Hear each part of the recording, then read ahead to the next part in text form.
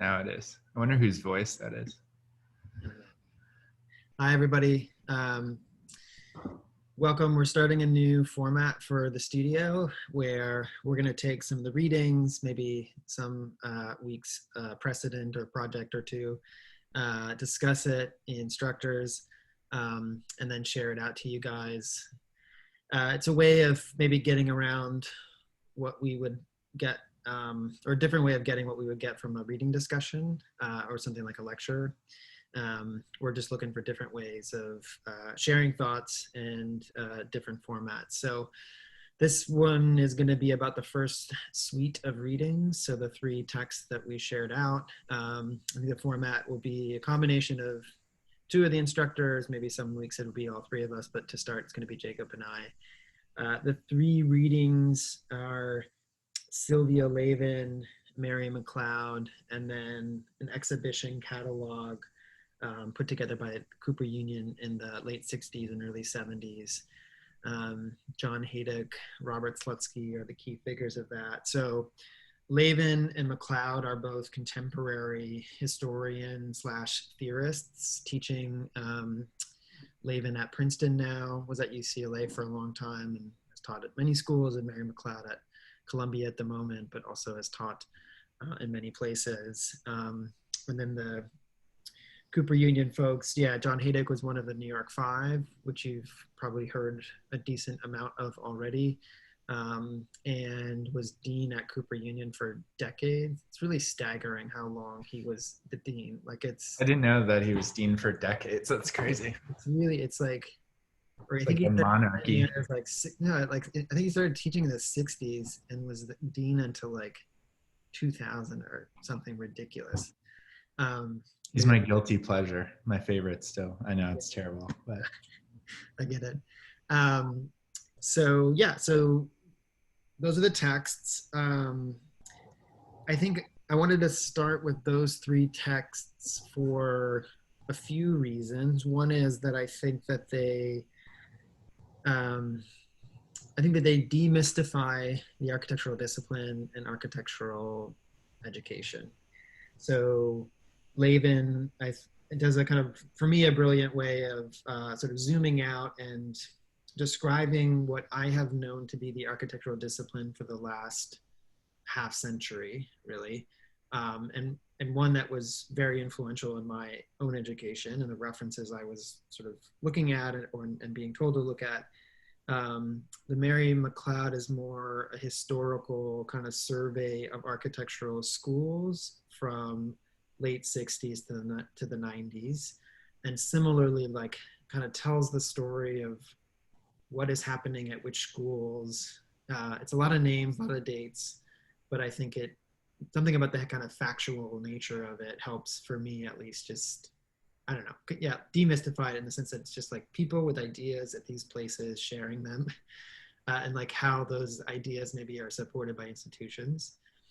And then the Cooper Union text is, yeah, it's showing a curriculum that was created by this small group of instructors that was like super prescriptive, heavily invested in form, intentionally distanced from like social and political context.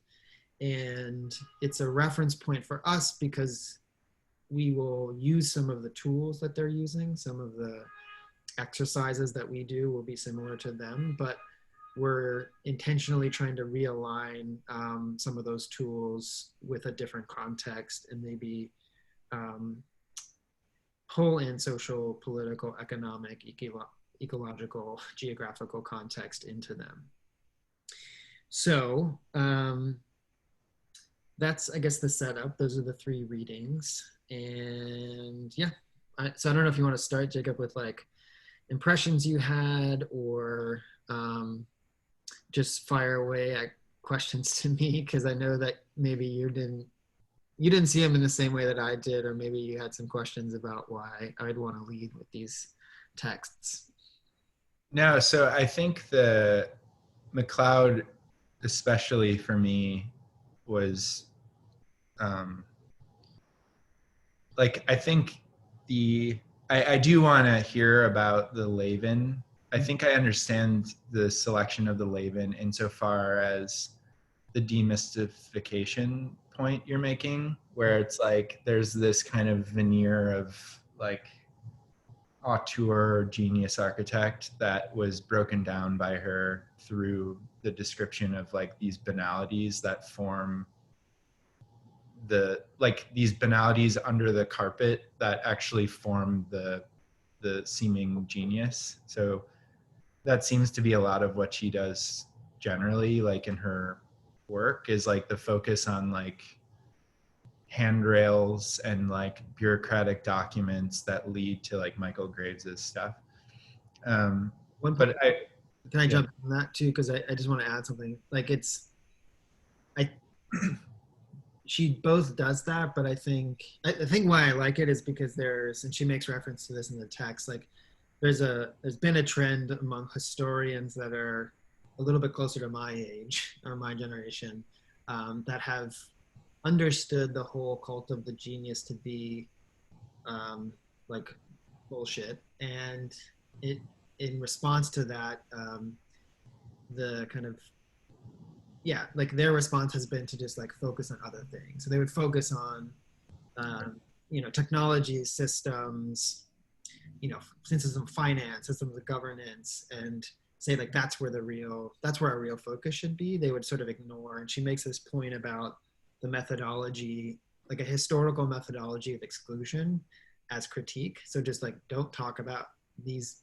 geniuses because it's all BS.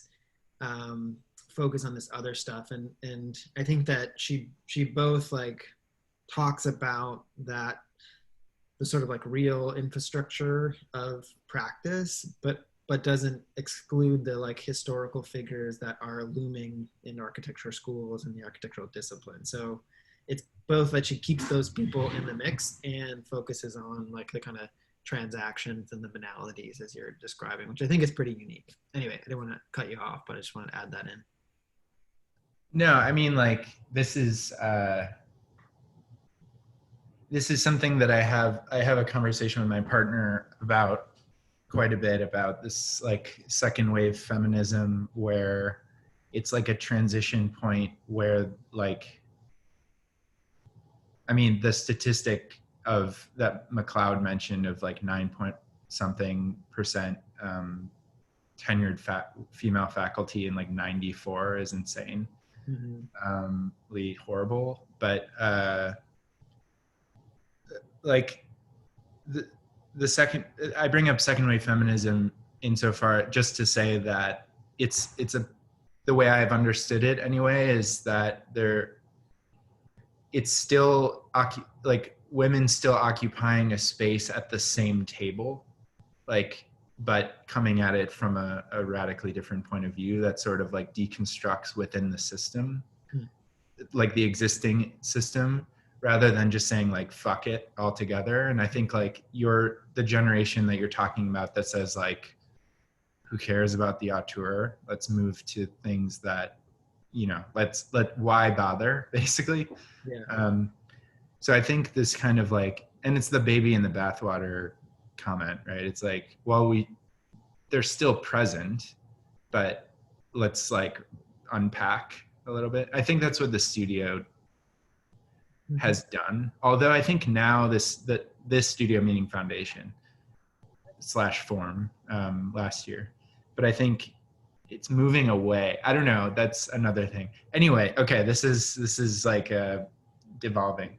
The thing about McLeod, that I really, really like, something that particularly stood out, which is probably obvious, and we spoke briefly about this, was the eerie similarities in terms of the kind of political turbulence or turmoil within like, late 60s, new feminist movement, Vietnam War, etc., and how architecture schools were responding, students and curriculum. And I mean, it's I say eerie because unfortunately like these things are prompted by horrible external events, but like the increased number of um, faculty of color and female faculty, female students, like integration of curriculum, integration of like public interest design into curriculum,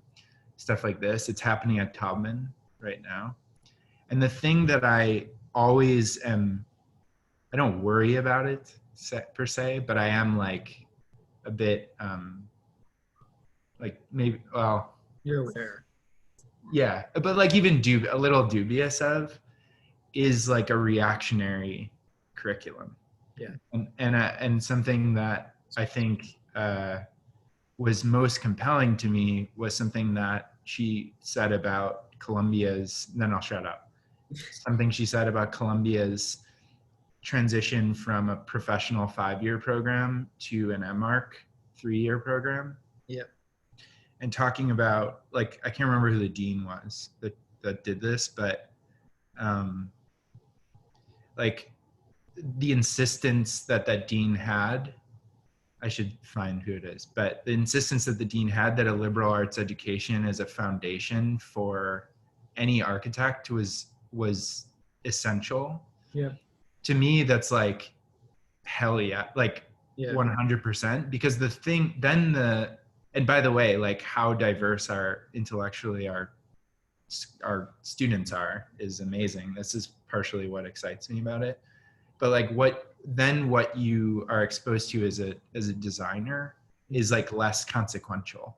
And it lowers the, you know what I'm saying? Yeah, versus if you just start with that and end with that, I think you're much more easily co-opted by systems of power, and you kind of become like despondent as an architect. Like, what can we do? Right. Anyway, sorry. Yeah, no, it makes me think about, so, or maybe to like zoom out. So obviously students should be able to follow this conversation, hopefully if they've done the readings, but I also maybe to give a little context for the reading. So again, the McLeod is sort of late 60s to early 90s, I think, describing what's happening in architecture schools. And obviously late 60s, 68 is like probably a year that felt a lot like this one, right? I mean, I think I've never felt like the world is more turned upside down than it is right now.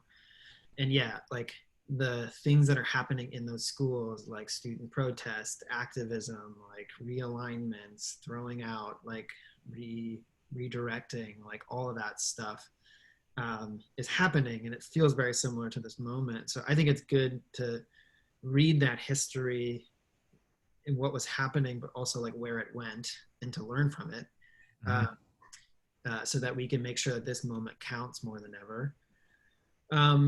And yeah, I think that, so yeah, a couple of points, like, so maybe to see what schools tried and where they failed. Like there was also a point about, there was a lot of like kind of community efforts, or like students like building projects in, let's say, low income neighborhoods. And like one of the things McLeod says about how that failed is at a certain point, it became clear that like privileged white students going into communities of color and like, building stuff, like there's a disconnect there that wasn't sustainable. Right. And so I think this is where you were going with the degree change, or the way that I was hearing that was also like about structural change. So if you can rethink an architectural degree based on how you want architecture to act in the world, like that seems like a good outcome, right?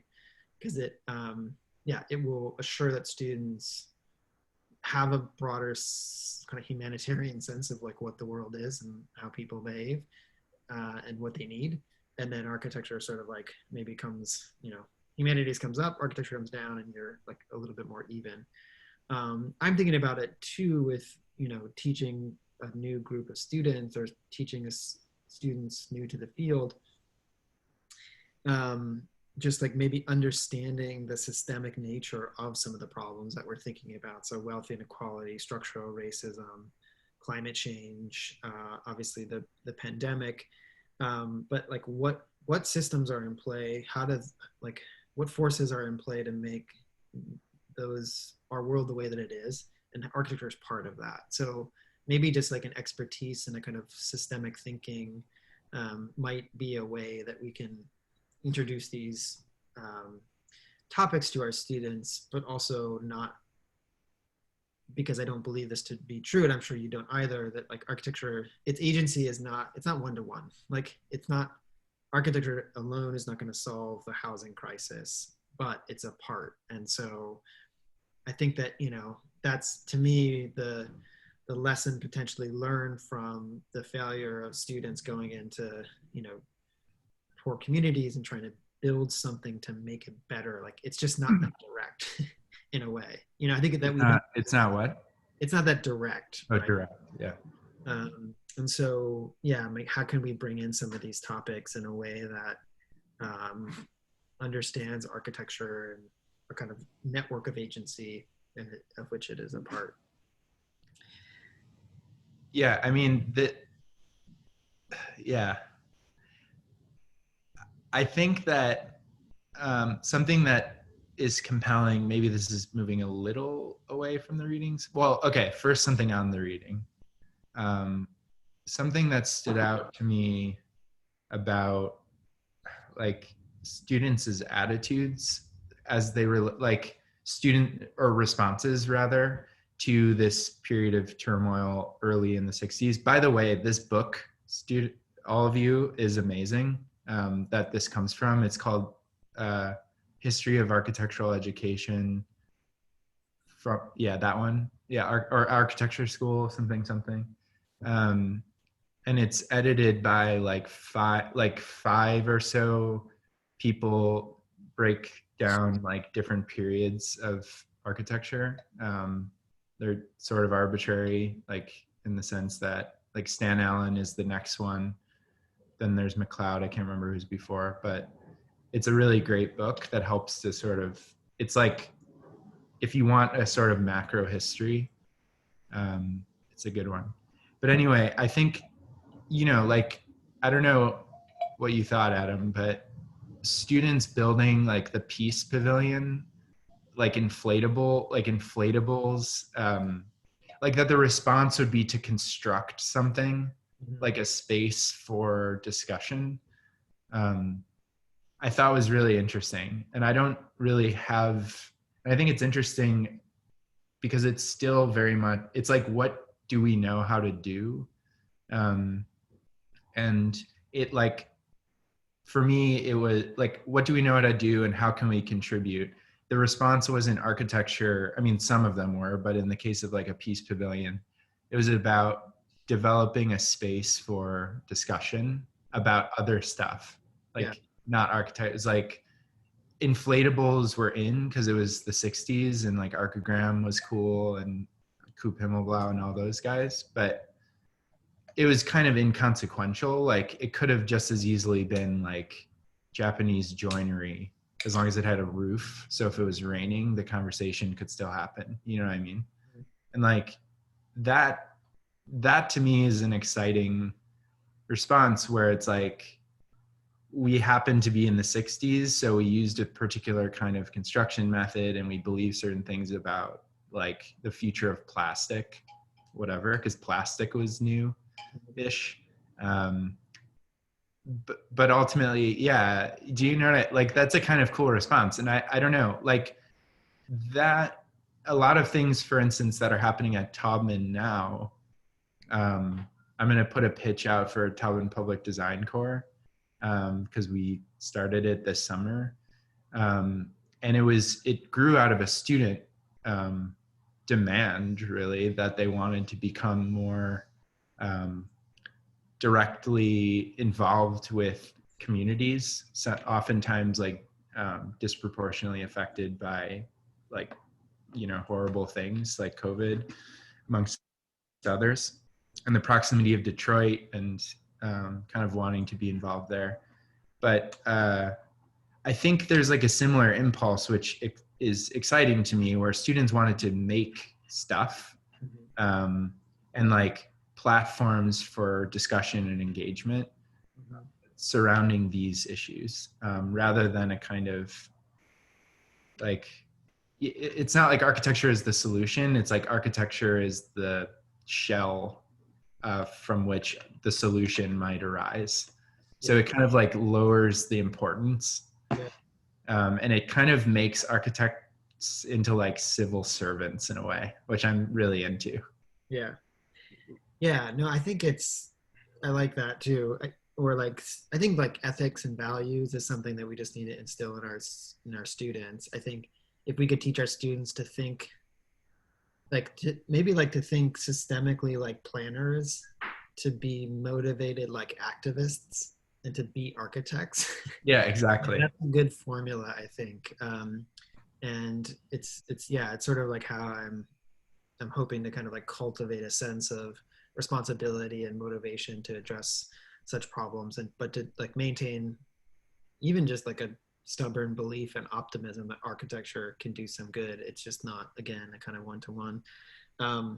The other thing that I was thinking about, the plastic, the Peace Pavilion, one thing that I do think is different is that I think we're less anti-institutional now than people were in the 60s. Mm. You know, like I think the response was like, I guess it's the baby in a bathwater thing again. Like, the institution's corrupt. Let's start a new institution. So that's like, you would need to construct a physical space, you know, a bubble of plastic that could both contain a new body politic, could contain a new community, could contain new ideologies. Um, I think now we are a little less. I think we're still suspicious of institutions, but I also think that we know we need institutions. So I think Right. Yeah. we need to change. We need to change the institution so that we can take advantage of what institutions do well, which is organize and organize people and marshal resources to do greater, you know, bigger actions. We just need to make sure that the core of that is aligned with our values and what this moment needs, and not determined by something that happened 30 years ago. Mm-hmm. And maybe, yeah, maybe to bring it back to the texts a little bit, I think that's the thing that is helpful for me to think about in terms of like, where have we been, where are we now, and where can we go together. Maybe I'm going to share my screen and Can I make a comment really quick about something you said? sure. Um, this idea about the like baby in the bathwater, getting rid of or like a deep distrust in institutions then versus now an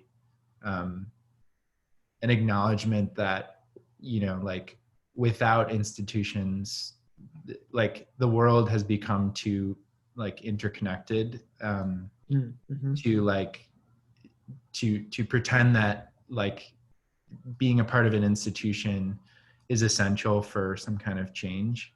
Mm-hmm. I think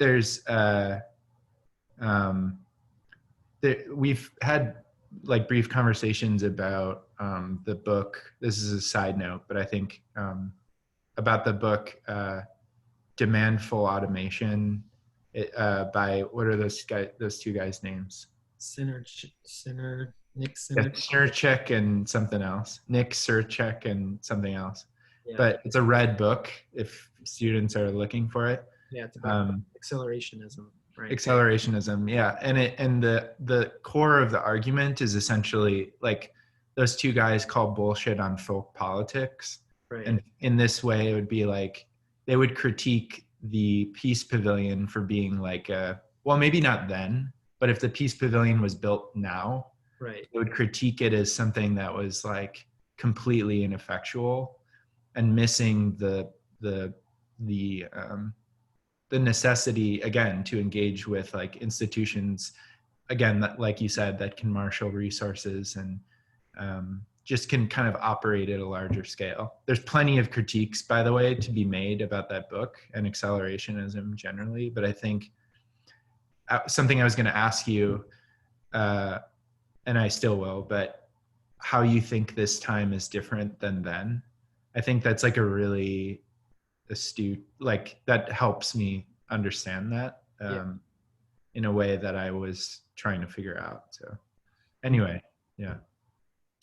Yeah, I mean, let's come back to it. I mean, part of it is, yeah, I mean, part of it is that, like, I think that I mean, think about like not being anti-institutional, but demanding that our institutions change is just like, I don't think we have time to build new institutions. Like, the other thing that's different about now is that the urgency around like climate change, like, we don't have 15 years to build a new institutions. We have like 2 years, and it's scary. Yeah.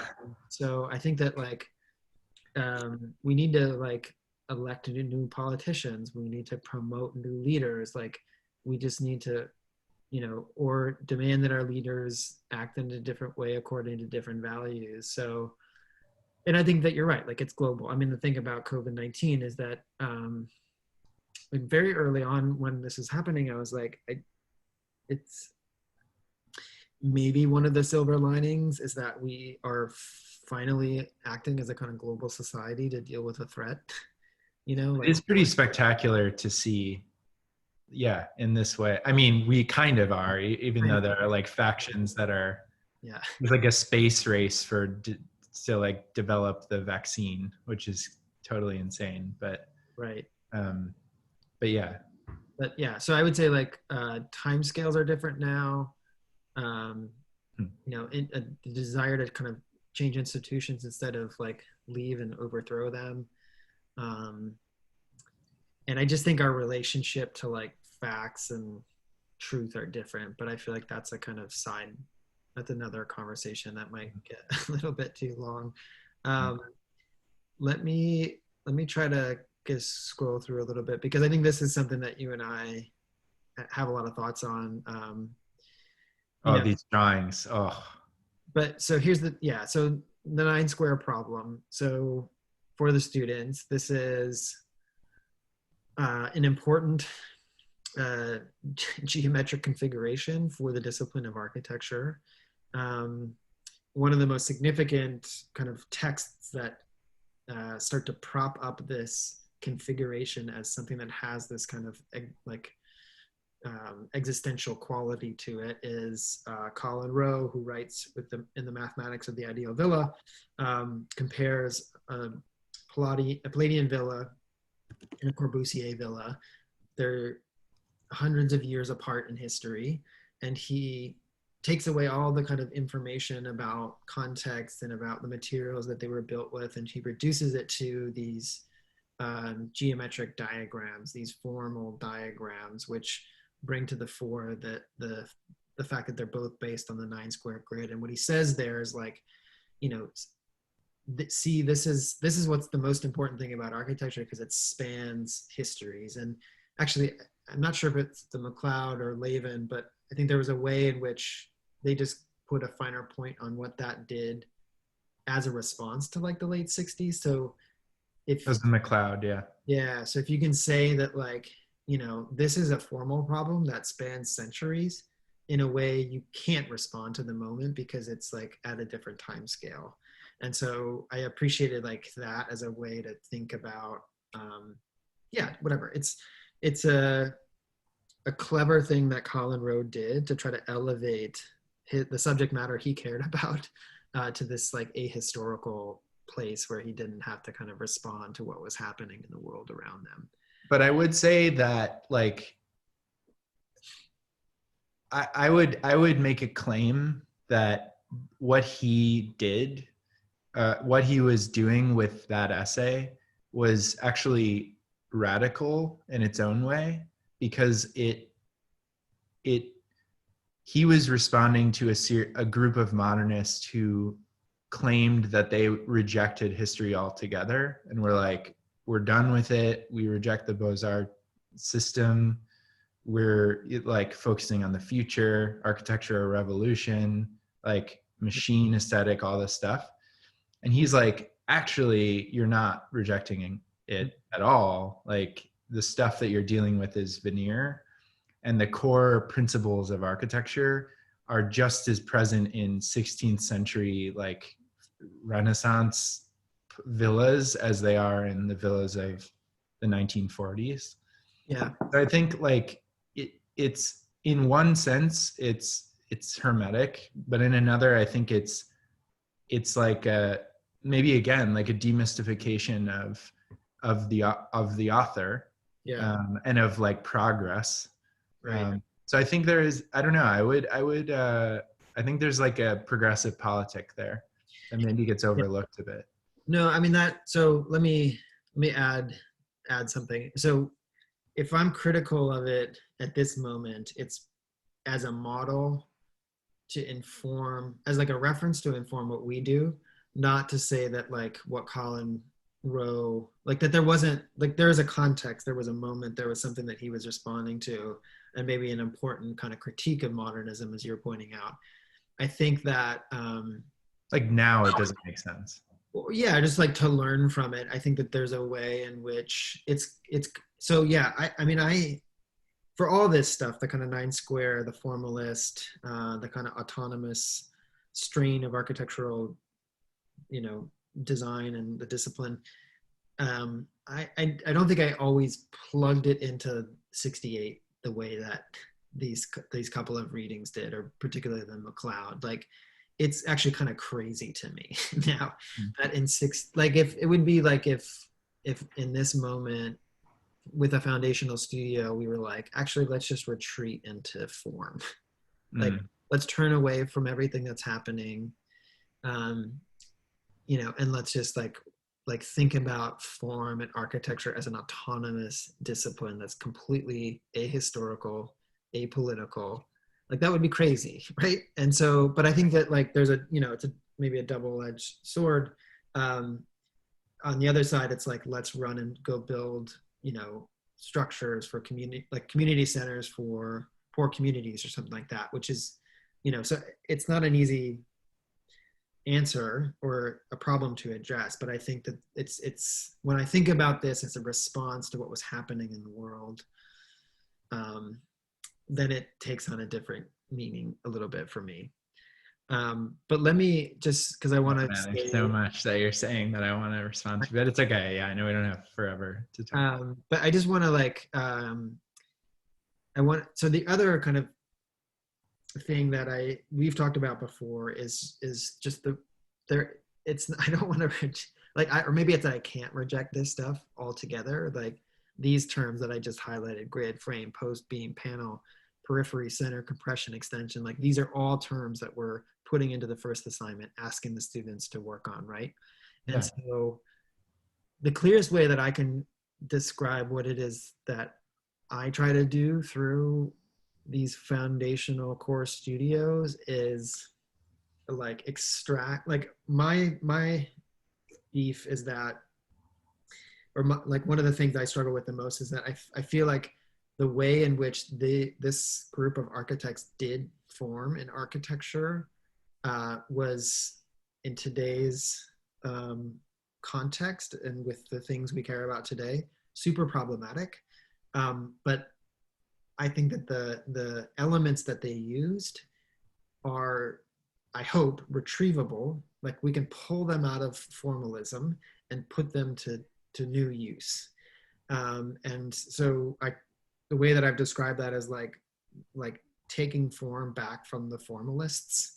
Like there's a way in which I think all of this stuff, like around like form in this way, or the elements of architecture, get attributed to this group in this ideology, and people assume that anything, if you talk about those things, you are reinstating or subscribing to or kind of reifying the ideology of which it's based. And my hope is that we can actually pull it out of that and kind of put it in a new context and still make it do work.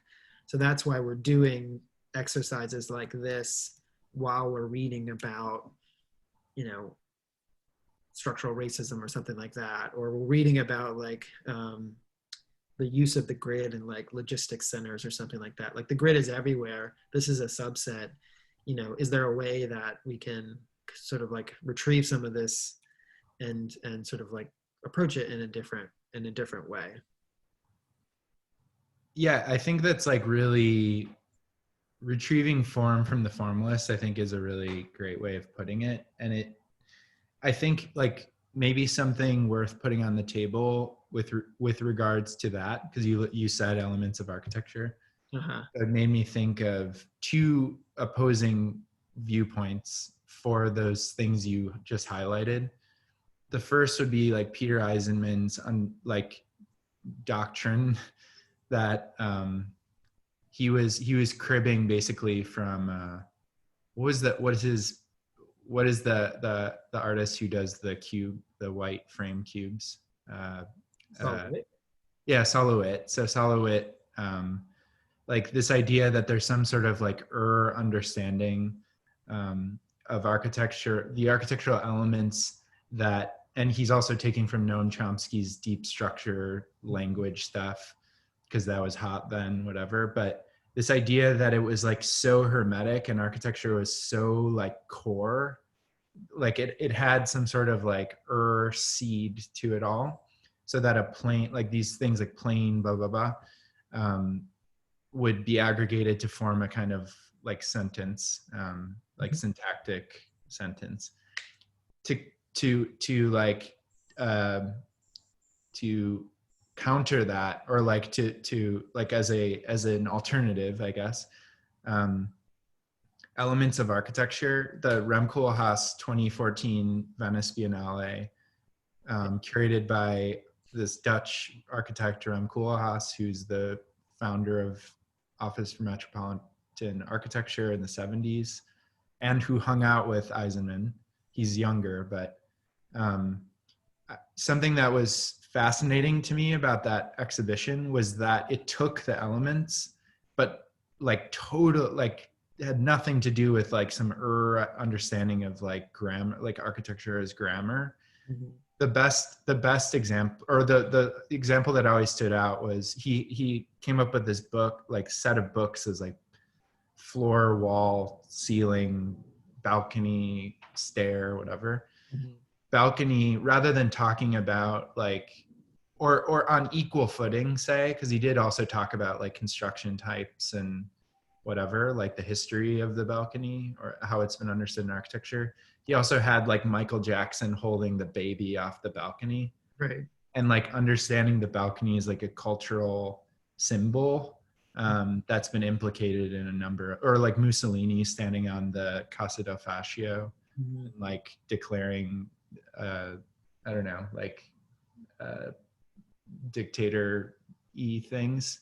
So I think that's a way to or what did you say? Like take form back from the formless, Mm-hmm. just like expanding the way that we engage the same things, rather than saying, it doesn't matter. And even going from plane to wall is like it's like a thing, you know, like, or like point to column, it immediately brings it to the world, Yeah. rather than, so yeah, I'm like totally on board with Yeah. that. So then it's a question about how to do that. I mean, one thing that we did in last year's studio, which we can't really do because of COVID, maybe more than anything, is engage like VR through this stuff, right? And so I was curious about, with some of that, is maybe like, you know, taking the 9 Square and using it as a way to approach like video game design, or to understand. So like with a lot of this work, the most important drawings were orthographic, and that was about producing this kind of like objective view. So you would never draw these things in perspective, because that would reinstate a kind of preceding subject. And this is Yeah. like this is all about like objectivity, like you're saying, like a kind of essential quality or characteristic of architecture that should be represented in an objective way, an orthographic way. So plans, elevations, kind of 3D axon type drawings. But like last year we were thinking about, you know, what does it mean to perceive this, or to design for the depiction of experience that VR offers, like first person, you know. And so then a column and a wall and like texture mapping start to come together, and they have characteristics that's similar to this, but it would be about like how do you experience it through VR? So I think there's a way that you can align some of this stuff with new technologies that might update it, expand the context. Like I was saying, like if you look at, this is another book that we've been talking about. This is Jesse Le Cavalier, The Rule of Logistics, which is like about Walmart, but he uses, yeah, kind of like disciplinary techniques to talk about the whole world of Walmart, but it gets down to the level of like plans and the organization of stores and stuff like that. So yeah, all of this stuff is about maybe understanding that it has a problematic history, asking a question of whether or not, you could steer that towards other ends,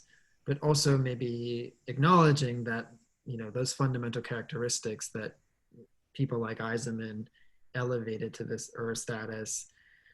I think um, there is some truth to that. Like, I think these are still like the elements that I think about when I think about architecture. I think about geometry. I think about a grid. I think about a wall, a column. And yeah, so if you can sort of understand or acknowledge that those are the kind of building blocks that you use to design things with, but reject actively, be aware of the historical context and reject the kind of essentializing tendency around some of these moments, then maybe new potentials could open up. Maybe just one point for the students. I mean, Eisenman, when Eisenman was making those claims, he was also saying that he in particular was like the first modern architect. Like that modernism was never actually modern because it held on to this humanitarian angle, like connection, right? So a modernist idea is like architecture as a machine for living in. So this is attributed to Korb. It just meant that like architecture was like a machine to service domestic life, right? Modernism and painting, what painters like, what early cubism does is like it starts to acknowledge the flatness of painting, the canvas, like the materiality of paint, like and think about those as like the fundamental essence and characteristics of painting.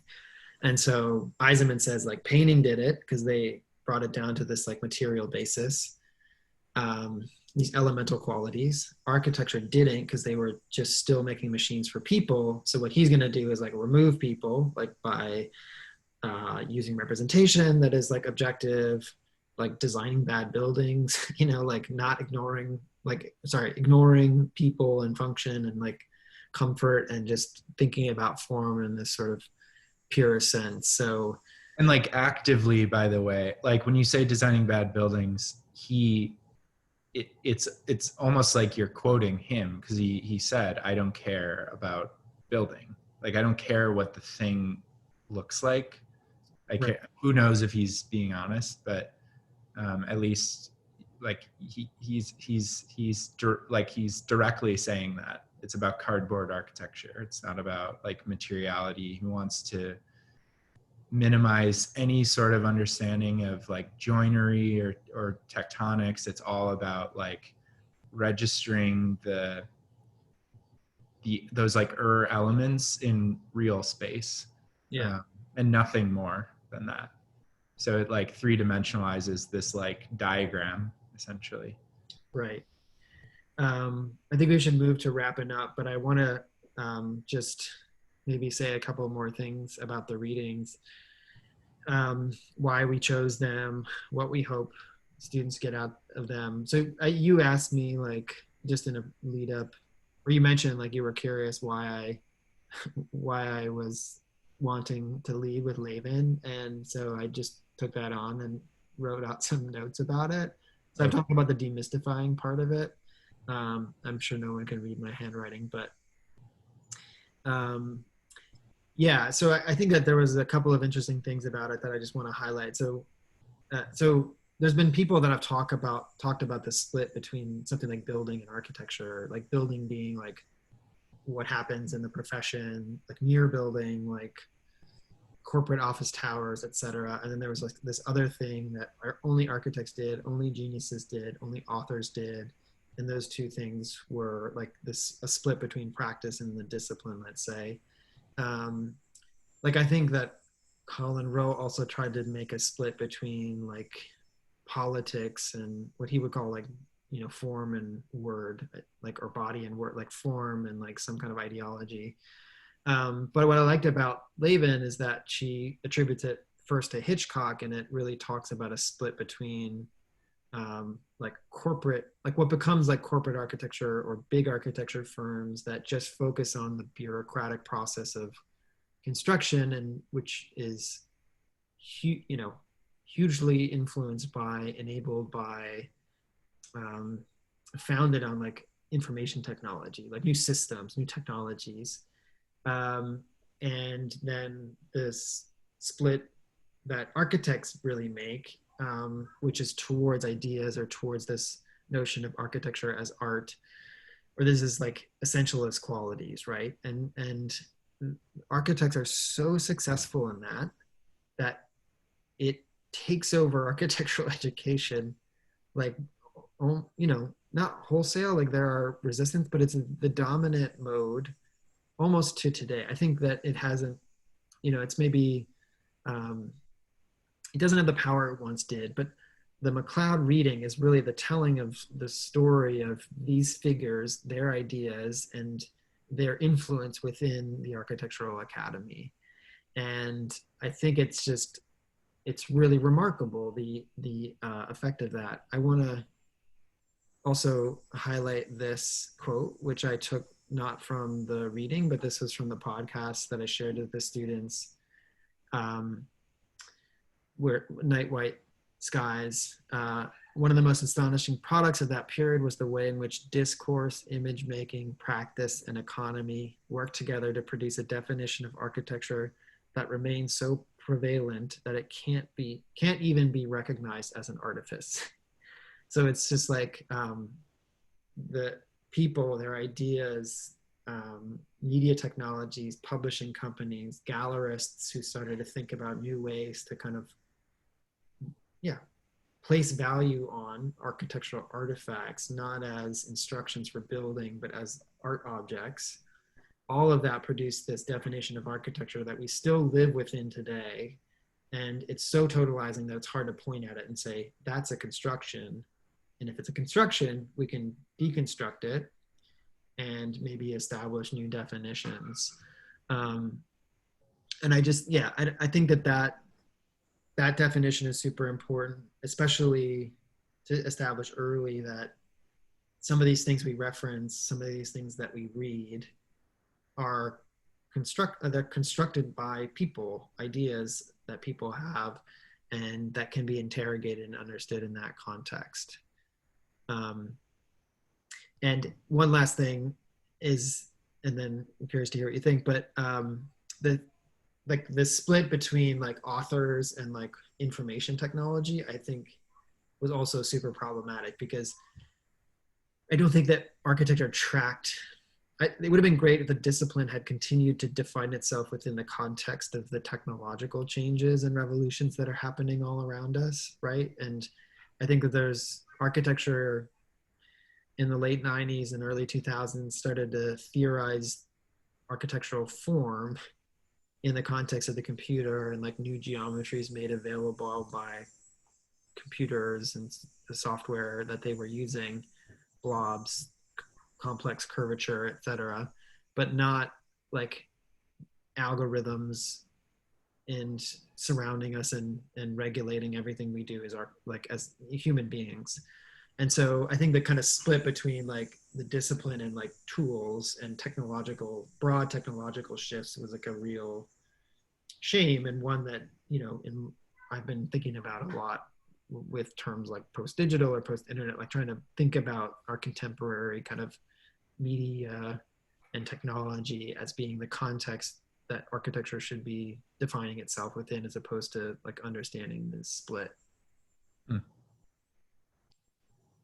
No, I get that. I mean, yeah, I'd raise suspicion about this reading. I think it's less about maybe like I agree with everything you're saying, and the way your reading of this text I'm on board with.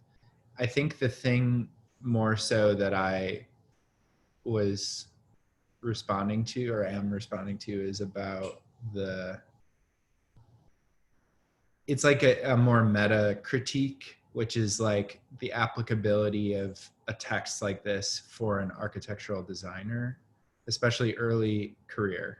And I'd be curious to hear like um so like if the most direct would be like the education of an architect, where it's like literally a catalog of exercises done by a school at a particular time.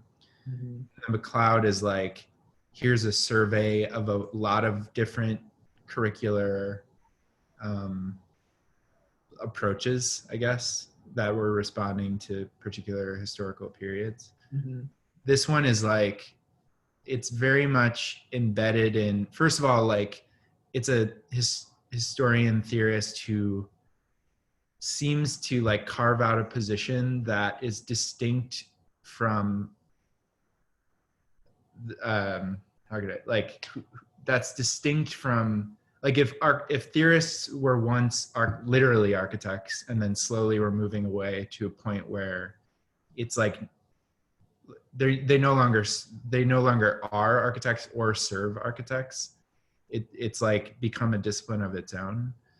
um I just like it comes to a point where it's like what is the use value outside of like being interested in the historical context and like unpacking, you know, like the otherwise mystifying space of like Pomo, architecture and architects, and like expanding that. I think it's, yeah. So I don't know. I mean, I guess it is a kind of like dumb question of use value in a way that I have. Yeah. More so than it is a critique of like, of course I'm in favor of expanding or like unpacking the otherwise like master whatever, that goes without saying hopefully, but yeah, so I'd be curious to hear. Yeah. So, I mean, you know, I'd say a couple of things. One is that um, I'd love, I'd love to teach this in a seminar and have it be a text that we come back to, this and the McLeod really, like almost as like a kind of roadmap. And then you would start to like spend some time with these terms, then understand them and be able to kind of like, for students to have the context, because a lot of these like concepts, terminology, like they'll be unfamiliar to the students. And so it, a lot of it like operates at a higher point. I mean, I think the students will get a lot out of it, but you know, ideally you'd have more time to unpack this.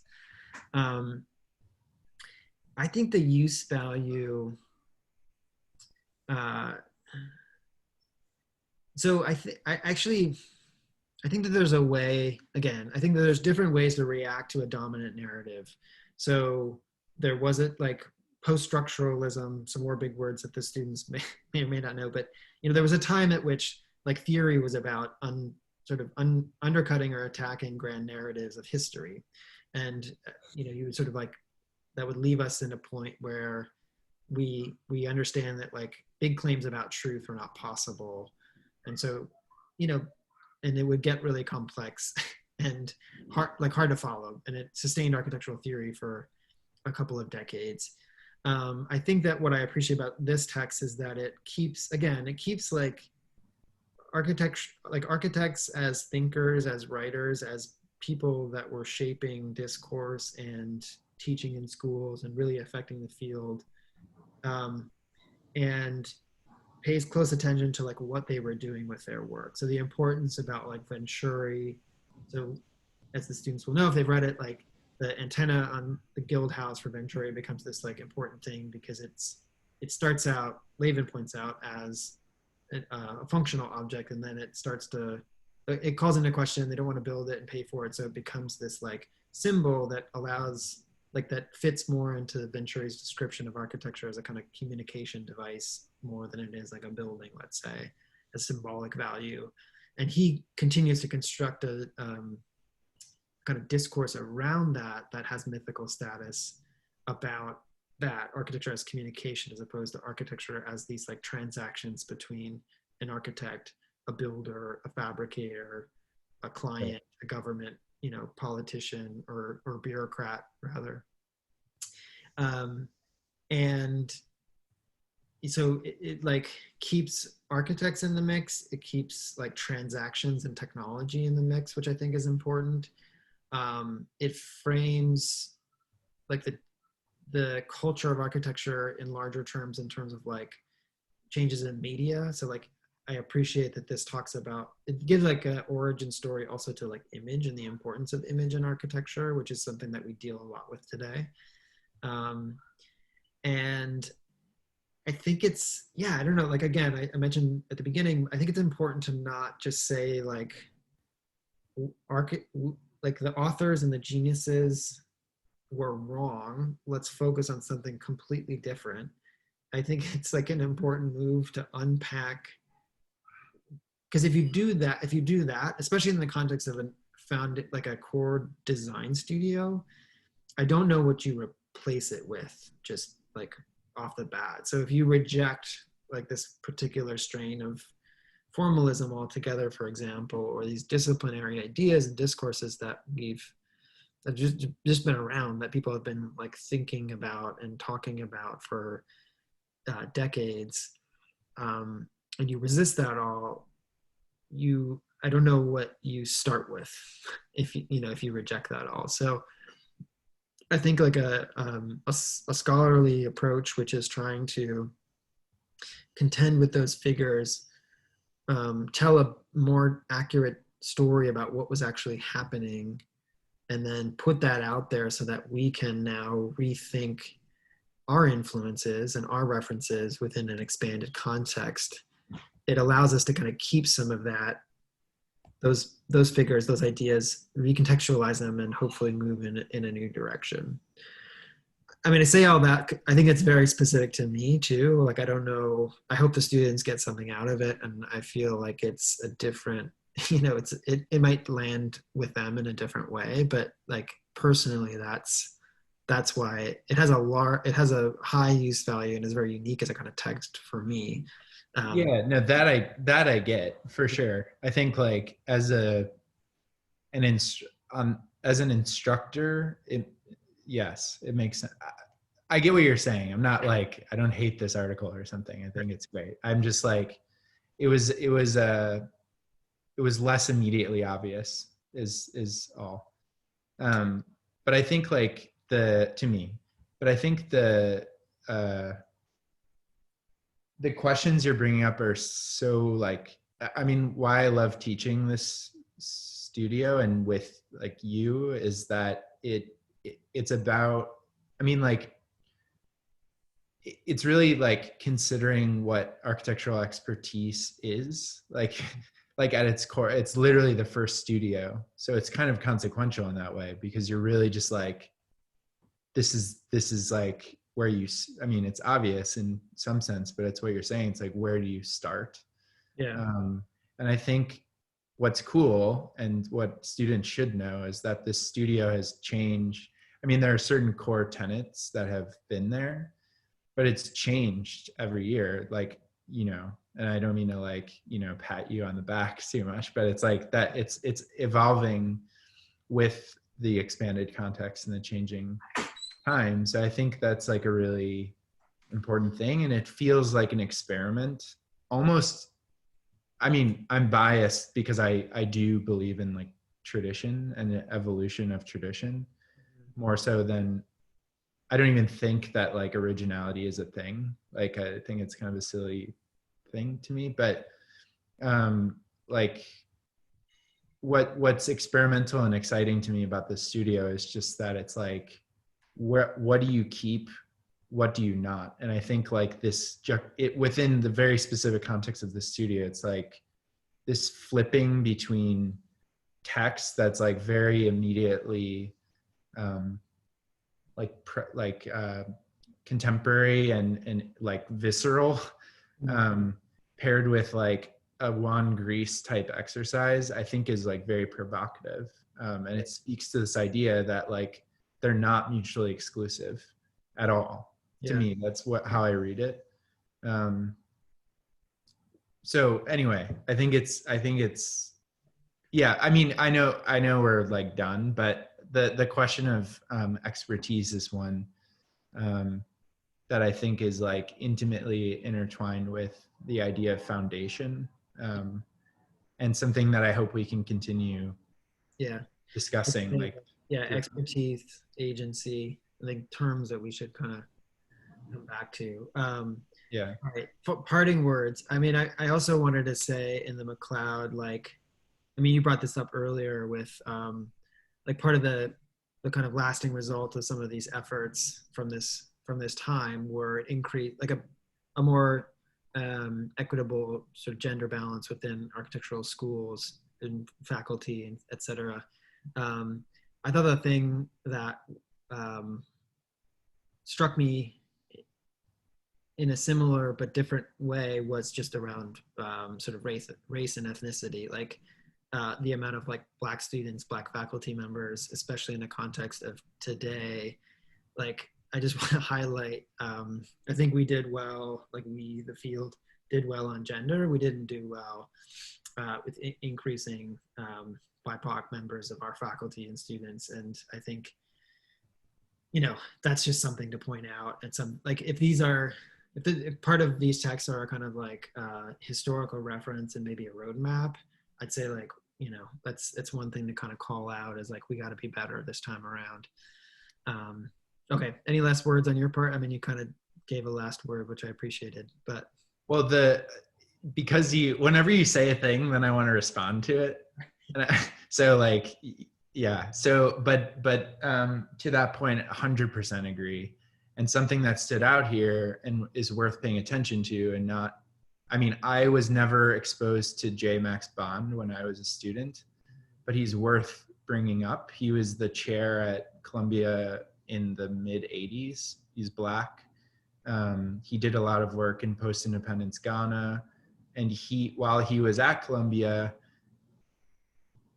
diverse voices, races and ethnicities were represented, much more so before he was there, and unfortunately after he left. Yeah. So it speaks to this idea that, I mean, the assumption then is like, if you want this stuff to change, people in power need to, you know, not look like us all the time.